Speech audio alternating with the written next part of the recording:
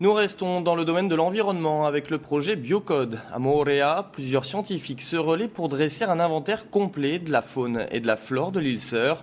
Chaque espèce aura bientôt son code-barre génétique, ce qui devrait faciliter d'éventuelles futures recherches. En attendant, c'est toute la biodiversité de Moorea qui est mise en lumière. Thomas Chabrol a suivi une équipe spécialisée dans la collecte d'invertébrés marins.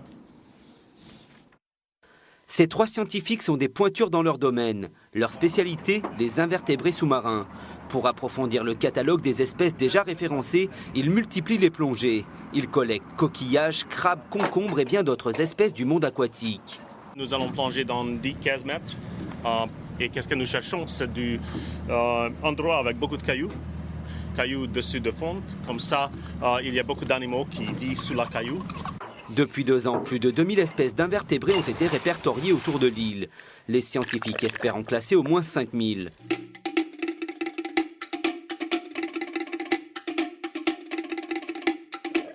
Chaque plongée est une découverte qui les pousse à toujours aller plus loin. Certains spécimens ont été collectés à 800 mètres de profondeur. Nous trouvons une espèce de bêche de mer, du concombre de mer, qui est beaucoup plus large que cette espèce est normalement. Et je pense que peut-être va être nouveau. Mais il y a aussi quelques espèces de sponges et les limaces de mer et de coquillages. Il y a, je ne sais pas, peut-être une quarantaine, cinquantaine d'échantillons que nous avons faits. Après la plongée, les échantillons sont examinés soigneusement en laboratoire.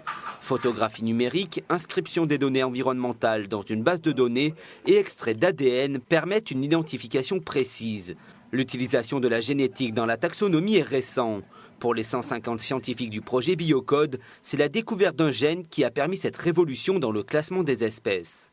Il y a un gène qui est un gène mitochondrial qui se trouve dans la mitochondrie, qui sont des petits organites qui se promènent dans chaque cellule du vivant. Et ce gène est commun à toutes les espèces animales au moins, mais bien sûr il est différent pour chacune.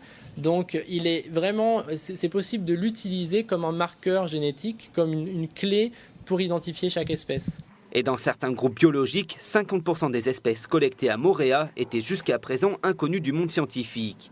La classification par code-barre génétique permet de mieux connaître la biodiversité et donc de mieux la préserver. Le projet Biocode doit durer 3 ans, il est unique au monde. Cette méthode pourrait ensuite être proposée à l'ensemble de la communauté scientifique.